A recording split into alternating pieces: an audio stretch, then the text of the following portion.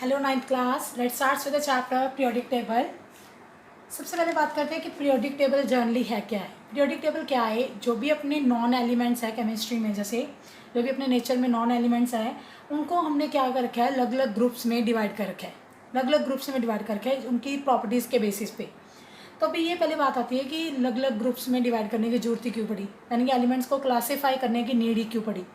Actual में क्या था, जैसे 18th सेंचुरी का एंड होने लगा और 19th सेंचुरी स्टार्टअप हुई, तो न्यू न्यू एलिमेंट्स ऐड होते गए, नेचर्स में न्यू न्यू एलिमेंट्स डिस्कवर होते गए और उनकी अलग अलग प्रॉपर्टीज़ डिस्कवर होती गई, उनकी न्यू प्रॉपर्टीज़ डिस्कवर होती गई और उनसे रिलेटेड कंपाउंड्स वगैरह डिस्कवर होते गए। तो दैट टाइम नीड लगी कि क्यों ना एलिमेंट्स को क्या किया जाए, क्लासीफाई किया जाए। तो मेन इसका रीज़न क्या था क्लासीफाई करने का, उनको अलग अलग ग्रुपिज़म करने का क्यों रीज़न क्या था, द रीज़न फॉर क्लासिफिकेशन क्या था। तो रीज़न फॉर क्लासिफिकेशन एक्चुअल में क्या था, फर्स्ट था कि इससे अपने को जो एलिमेंट्स है उनको हम लोग एक ऑर्गेनाइज मैनर में स्टडी कर सकते हैं। जैसे कि मैं तुम्हें बोलूँ कि क्लास में तुम्हारे टीचर एंटर करे और टीचर ये जानना चाहता है कि तुम में से क्लास में कौन ज़्यादा स्टूडियस है और कौन एक एवरेज है और कौन बिलो द एवरेज है। तो टीचर सिंपल से वे से कैसे करे कि 3 ग्रुप्स बना ले कि तुम में से ये पूछे कि 80 to 100% स्कोरिंग वाले कौन से स्टूडेंट्स हैं, 60 to 80% स्कोर करने वाले कौन से स्टूडेंट्स हैं और बिलो 60 कौन से स्टूडेंट्स हैं। इस वे से वो 3 ग्रुप बना ले कि 60% से बिलो वाले कौन से हैं, 60 to 80% कौन से और 80 to 100% कौन से हैं। तो टीचर को ये पता लग जाएगा कि कौन से स्टूडेंट्स स्टूडियस हैं और कौन से स्टूडेंट्स एवरेज हैं और कौन से स्टूडेंट्स बिलो द एवरेज है। तो इस वे से उसने जो भी तुम्हारा 40 या 50 स्टूडेंट्स का क्लास में, जैसे 40 एंड 50 स्टूडेंट्स प्रेजेंट थे, लेकिन टीचर ने इजीली उसको 3 ग्रुप्स में डिवाइड करके उनको इजी से स्टडी कर लिया कि ये स्टूडेंट्स स्टूडियस है, 60 to 80% वाले एवरेज हैं एंड बिलो 60% वाले बिलो द एवरेज है।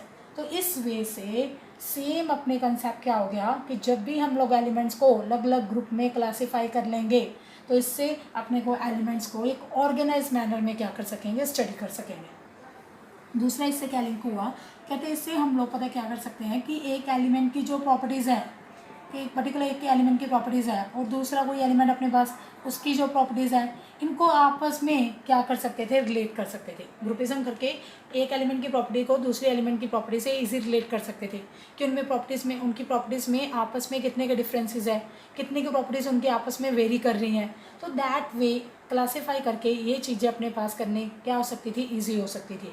एलिमेंट्स को ऑर्गेनाइज मैनर में स्टडी कर सकते थे, एक एलिमेंट की प्रॉपर्टीज़ को दूसरे एलिमेंट की प्रॉपर्टी से क्या कर सकते थे, रिलेट कर सकते थे कि उनकी प्रॉपर्टीज़ आपस में कितनी के वेरी कर रही हैं। और इससे हम लोग एक एलिमेंट का दूसरे एलिमेंट से क्या रिलेशन है दैट इजीली क्या कर सकते थे, फाइंड कर सकते थे। एक एलिमेंट दूसरे एलिमेंट के साथ क्या रिलेशन शो करता है, किस टाइप का बॉन्ड बनाएगा, जैसे कि तुमने पढ़ा हुआ है बॉन्ड है, जैसे इलेक्ट्रॉन्स वगैरह गेन करेगा, लूज़ करेगा, दैट अपना रिलेट कर सकते थे एक एलिमेंट को दूसरे एलिमेंट से।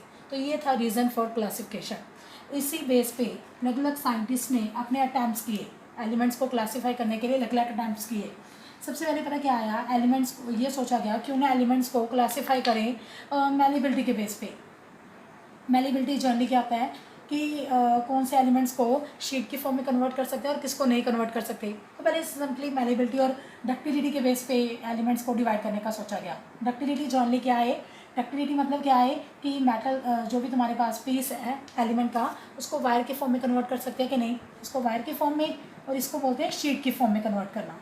तो यानी कि दैट मेटल को जो यानी जो भी एलिमेंट है उसको शीट की फॉर्म में कन्वर्ट कर सकते हैं कि नहीं, या उसको वायर की फॉर्म में कन्वर्ट कर सकते हैं कि नहीं। इस बेस पे अटैम्प्ट्स किए गए, मैलिबिलिटी एंड डक्टिलिटी के बेस पे एलिमेंट्स को डिवाइड करने का सोचा गया। आफ्टर दैट क्या है, दीज अटैम्प्ट्स इतना इम्प्रेसिव नहीं हुआ। आफ्टर दैट क्या है, मेटल्स एंड नॉन मेटल्स के बेस पे एलिमेंट्स को क्या किया गया, क्लासीफाई किया गया। मेटल्स एंड नॉन मेटल्स के बेस पे कि इनमें से कौन से ऐसे एलिमेंट्स हैं जो इलेक्ट्रॉन्स क्या करेंगे, लूज़ करेंगे, और कौन से एलिमेंट्स ऐसे हैं जो इलेक्ट्रॉन्स क्या करेंगे, गेन करेंगे।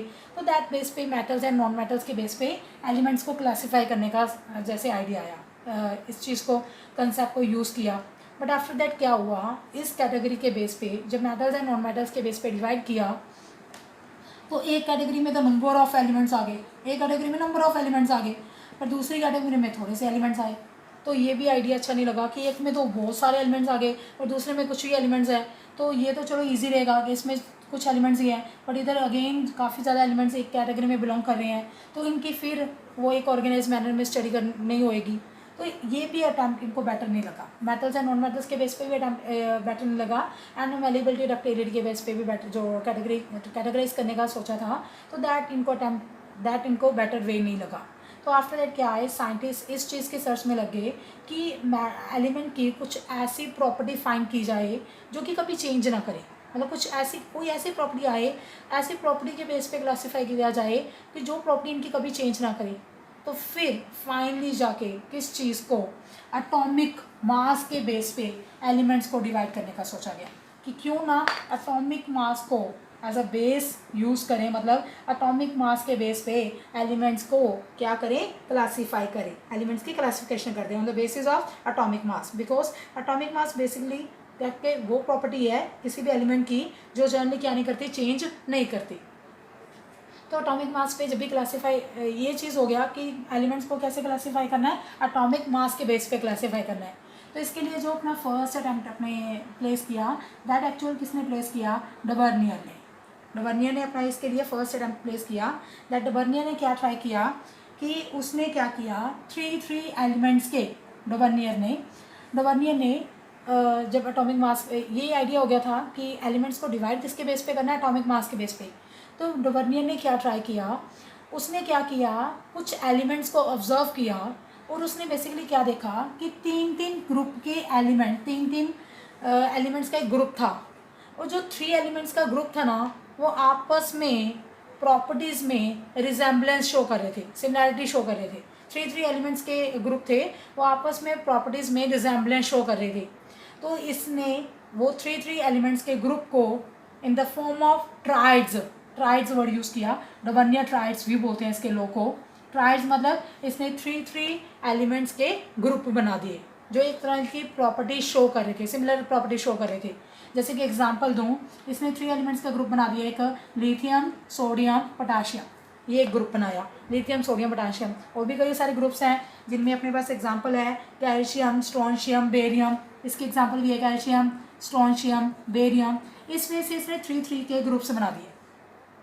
और इन्होंने कहा ये 3 एलिमेंट्स के ग्रुप्स जो लिए, इसका लेने का बेसिस क्या था, कहते जो भी इसने 3 एलिमेंट्स के ग्रुप्स लिए, कहते ये आपस में प्रॉपर्टीज़ में रिजेम्बलेंस शो कर रहे हैं। और इसका एक मेन अटैम्प्ट क्या था, कहते जो फर्स्ट एलिमेंट है ट्राइड का और जो थर्ड एलिमेंट है, अगर इनके मास की एवरेज निकालें, तो वो एक्चुअल में किसका मास होएगा, सेकेंड एलिमेंट का मास होएगा, मिडल एलिमेंट का मास होएगा। कैसे, जैसे तुम्हें रिमेंबर होना चाहिए, तुम्हें शायद पता ही है, lithium which is on number 3, सो इसका मास नंबर क्या होता है 7। पोटाशियम इज़ ऑन नंबर 19, सो इसका मास क्या है 39। और अपना सोडियम कौन से नंबर पे है 11, और इसका मास कितना है 23 है। इसने क्या बोला था कि इसके ट्राइड में जो भी 3 एलिमेंट्स हैं, उनमें फर्स्ट एंड थर्ड एलिमेंट के अगर मास की एवरेज निकालें, जिसे निकाल के देखते हैं, 7 + 39 डिवाइड बाई 2, एवरेज मतलब मीन निकालना है, तो इनके मास से स्क्वायर करके डिवाइड बाई 2, तो ये क्या आ गया 46 डिवाइड बाई 2, विच इज़ कितना आ गया 23। और ये तो किसका मास आ गया, सोडियम, जो कि इसका कौन सा एलिमेंट है, मिडल एलिमेंट है। यानी फर्स्ट एंड थर्ड एलिमेंट के मास की जो भी एवरेज निकालोगे, वो किसका एलिमेंट का मास होएगा, मिडल एलिमेंट का मास। इस बेस पे इसने 3 के ट्राइड्स बना दिए। जो मैंने सेकंड एग्जांपल लिखी थी कैल्शियम, स्ट्रोंशियम, बेरियम, वो भी सेम ही उनका कंसेप्ट था। उसमें भी तुम लोग जब फर्स्ट एंड थर्ड, यानी कि कैल्शियम था, नेक्स्ट वन स्ट्रोंशियम था, और लास्ट वन क्या था, बेरियम था। जैसे कि कैल्शियम का मास तुम्हें रिमेंबर होएगा, कैल्शियम का मास कितना होता है 40, स्ट्रोंशियम का मास होता है 88। ये नहीं तुम्हें पता, वैसे तुम्हें एग्जांपल से क्लियर कर रही हूँ कि इसका कंसेप्ट क्या एक्चुअल में। जैसे मेरे पास सेकंड एग्जांपल होगी कि कैल्शियम, स्ट्रोंशियम, बेरियम, इसमें भी मास निकाल के दिखाएं। इसके मास कितना है 40, और थर्ड एलिमेंट का मास कितना है 137। इनकी एवरेज निकाल लें, ये कितना आ गया 177 divide by 2, which is 88.5। Exact जरूरी नहीं कि जो तुम्हारा मास आएगा वो एग्जैक्ट मिडल एलिमेंट से मास मैच करेगा, उसके अप्रॉक्सीमेट होएगा, अप्रॉक्सीमेट इक्वल कहा था इसने। तो अभी इसका सेकंड मिडल, इसका मास कितना आ गया, एवरेज मास कितना आ गया 88.5, जो कि अप्रॉक्सीमेटली किसके इक्वल है, मिडल एलिमेंट के इक्वल है। तो डबर्नियर ने क्या दिया, डबर्नियर का ट्रैक के अकॉर्डिंग क्या था, the atomic mass of middle element is approximately equal to the average mass of first and third element। और एक यानी कि डोबर्नियर ट्राइड मेन किसके बेस पे इम्प्लीमेंट हुआ, एटॉमिक मास के बेस पे। एटॉमिक मास ही यूज़ किया है कि फर्स्ट एंड थर्ड एलिमेंट के मास की, जब भी एटॉमिक मास की तुम लोग क्या निकालोगे, एवरेज निकालोगे, वो किसका मास होएगा, मिडल एलिमेंट का मास होएगा। तो ये था डोबर्नियर का ट्राइड। इस बेस पे इसने थ्री एलिमेंट्स के ग्रुप्स बना दिए और एलिमेंट्स को क्लासीफाई कर दिया। बट बहुत जल्दी इसके डिसएडवांटेज आई, डीमेरिट्स आए, इसके लॉ को क्या कर दिया, फेल कर दिया, डिस्कार्ड कर दिया। रीज़न क्या था इसके लॉ को डिस्कार्ड करने का, तो दैट बेसिकली 2 रीज़न से इसके लॉ को डिस्कार्ड करने के, जिसमें कि फर्स्ट रीज़न था कि उस टाइम पे जो भी ओल्ड नॉन एलिमेंट्स थे, जो भी सारे एलिमेंट्स दैट टाइम पता थे, एक्चुअल में वो सारे एलिमेंट्स को 3 ग्रुप्स में अरेंज नहीं कर पाए। मतलब जैसे कि लिथियम सोडियम पोटेशियम है, कैल्शियम स्टोन बेरियम है, लेकिन उस टाइम पे जो भी सारे नॉन एलिमेंट्स थे वो सभी एलिमेंट्स को 3 के ग्रुप्स में यानी कि ट्राइड्स की फॉर्म में अरेंज नहीं कर पाया। एंड सेकेंड इसके डिसएडवांटेज थी, जो ये इसका लॉ था इवन सेम फैमिली पे भी एप्लीकेबल नहीं था। सेम फैमिली पे एप्लीकेबल नहीं था। जैसे मैं बात करूँ, तुम्हें अगर रिमेंबर हो, हमने वैसे किया हुआ एटॉमिक स्ट्रक्चर में स्टडी, अपने पास ग्रुप नंबर 17 है, रिमेंबर है group number 17 which is halogen family, halogen family. बाकी आगे डिटेल में आएगा इसके बारे में, तो तुम्हें तभी क्लियर हो जाएगा। हैलोजन फैमिली के जो मेंबर्स हैं, दैट मेंबर्स है अपने पास फ्लोरीन, क्लोरीन, ब्रोमीन, ये एलिमेंट्स है, फ्लोरीन, क्लोरीन, ब्रोमीन, ठीक है। ये हैलोजन फैमिली के बेसिकली मेंबर्स है। नेक्स्ट इसका आयोडीन है जैसे मेंबर। तो अभी अपने पास फ्लोरीन का मास होता है 19, Cl का मास होता है 35.5 एंड ब्रोमीन का मास है अपने पास 80, ठीक है। ये तुम्हें मासेस लर्न करने की जरूरत नहीं है, जस्ट मैंने तुम्हें पॉइंट को एक्सप्लेन करने के लिए ये मासेस वगैरह लिख के दिखा रही हूँ। तुम लोग अकेले एक एग्जांपल लर्न कर सकते हो लिथियम सोडियम एंड पोटाशियम वाले, क्योंकि उसके मासेस तुम्हें आते हैं। फिलहाल इसका सेकंड रीज़न क्या था इसके लॉ को डिस्कार्ड करने का। फ्लोरीन का मास क्या है 19, Cl का मास है 35.5 एंड ब्रोमीन का मास है 80। जैसे इसका लॉ कहता था कि फर्स्ट एंड थर्ड के मास की क्या निकाले, एवरेज निकाले, तो निकाले इसकी average 80 + 90 divide by 2 which is 99 divide by 2, तो ये क्या आ गया 49.5। इसका मास क्या आ गया, इनके अकॉर्डिंग मिडल एलिमेंट का मास कितना चाहिए 49.5, बट मास एक्चुअल में कितना आता है Cl का 35.5। तो ये मास इस मास के ना तो सेम है ना ही अप्रॉक्सीमेट सेम है, तो ये तो बिल्कुल भी इक्वल नहीं है। तो यानी इसका लॉ सेम फैमिली के मेंबर्स पे भी एप्लीकेबल नहीं हो रहा। इसके लॉ के अकॉर्डिंग तो ये था कि इनका मास फर्स्ट एंड थर्ड के मास की एवरेज सेकंड के मास के इक्वल आएगी, बट इसका मास तो इक्वल नहीं आ रहा।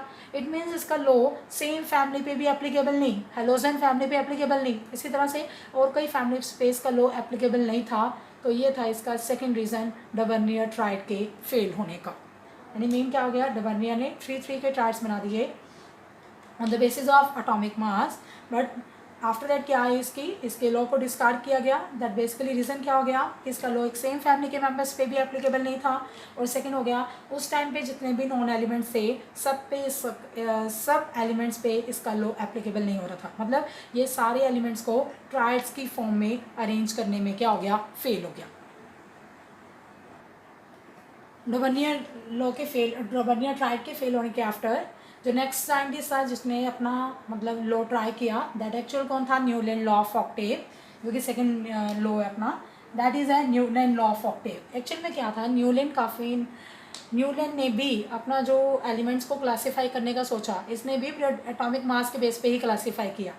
ये एक्चुअल में काफ़ी म्यूज़िकल लवर था, तो इसने एलिमेंट्स को जब क्लासीफाई किया तो म्यूज़िक से लिंक कर दिया।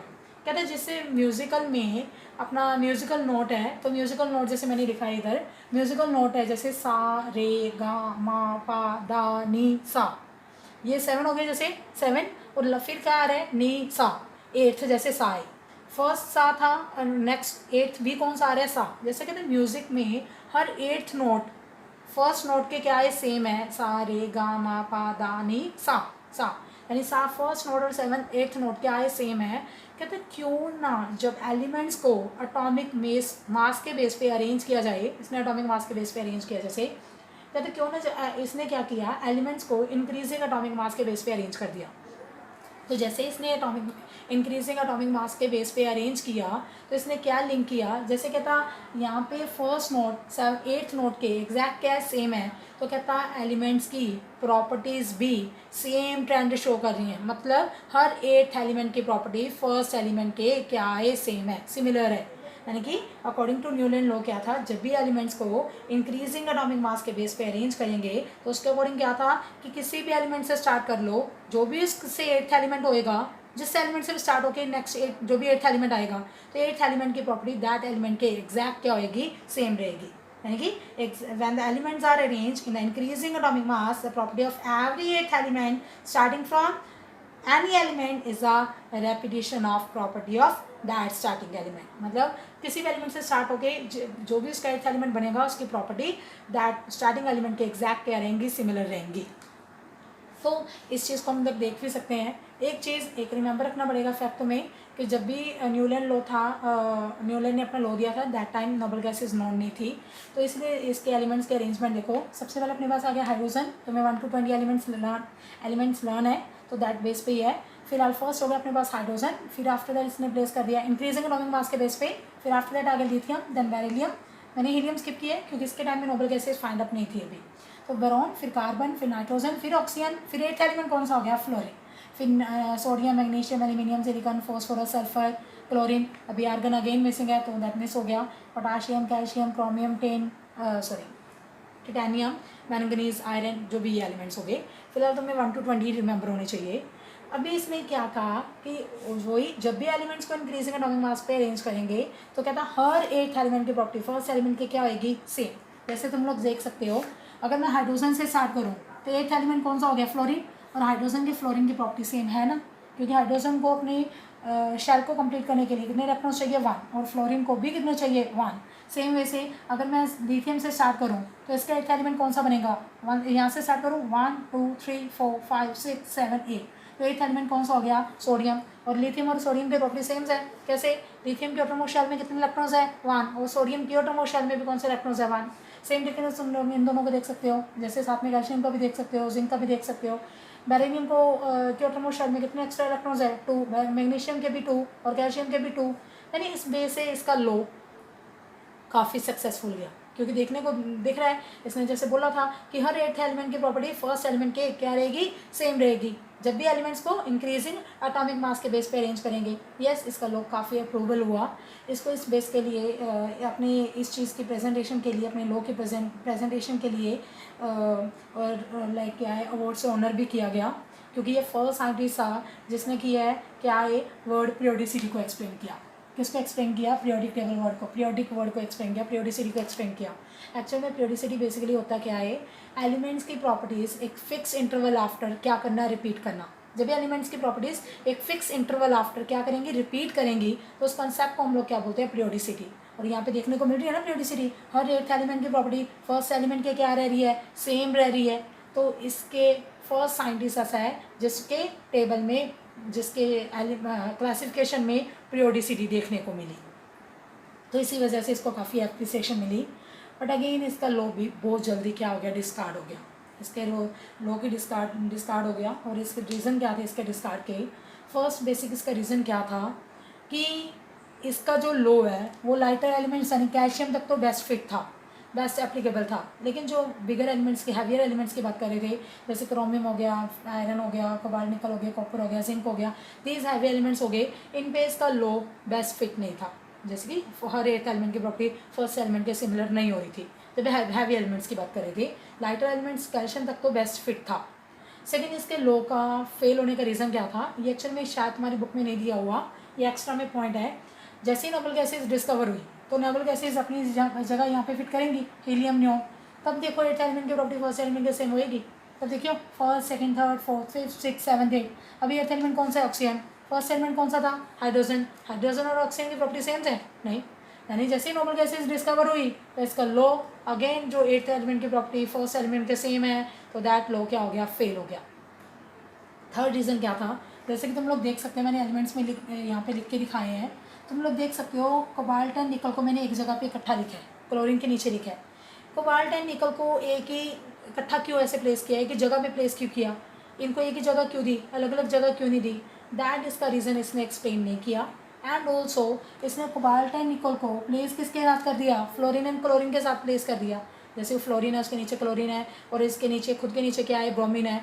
तो इनका मतलब बेसिकली ये रीज़न ये एक मतलब क्या है, कॉलम में बिलोंग कर रहे हैं। क्यों, इनकी प्रॉपर्टीज आपस में सेम है। हाइड्रोजन की, फ्लोरीन की, क्लोरीन की, ब्रोमीन की, बट इनके साथ ही इसने कोबाल्ट एंड निकल को प्लेस कर रखा है। हालांकि कोबाल्ट एंड निकल की प्रॉपर्टी का फ्लोरीन, क्लोरीन, ब्रोमीन की प्रॉपर्टी से कोई मैच ही नहीं है।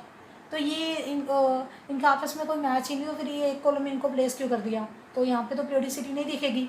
तो ये भी एक रीज़न था कि कोबाल्ट एंड निकल को फ्लोरीन, क्लोरीन के साथ क्यों प्लेस किया। हालांकि कोबाल्ट एंड निकल की प्रॉपर्टी तो मैच किससे करती है? आयरन से, और उससे आयरन से इसको फार अवे प्लेस कर दिया। मैच किससे करी? आयरन से, उससे फार अवे प्लेस कर दिया, और जिनसे मैच नहीं कर रही उनके कॉलम में प्लेस कर दिया। तो ये दीज रीज़न थे न्यूलैंड लॉ के डिस्कार्ड होने के। रिपीट कर रही हूँ, क्या थे? एक तो इसका लॉ लाइटर एलिमेंट्स यानी कैल्शियम तक बेस्ट फिट था, इसके आफ्टर हैवी एलिमेंट्स पे एप्लीकेबल नहीं हो रहा था। नोबल गैसेस डिस्कवर होने के बाद एक एलिमेंट की प्रॉपर्टी फर्स्ट एलिमेंट से मैच नहीं कर रही थी। थर्ड वन क्या था? मतलब कोबाल्ट एंड निकल को एक ही स्लॉट में प्लेस कर दिया, और इवन उसको फार अवे प्लेस कर दिया आयरन से। आयरन जिससे उसकी प्रॉपर्टी सेम है उससे फार अवे प्लेस कर दिया, और जिनसे इसकी प्रॉपर्टी सेम भी नहीं उनके साथ यानी कि एक ही कॉलम में प्लेस कर दिया। तो दीज रीजंस की वजह से इसके लॉ को क्या किया गया? डिस्कार्ड किया गया।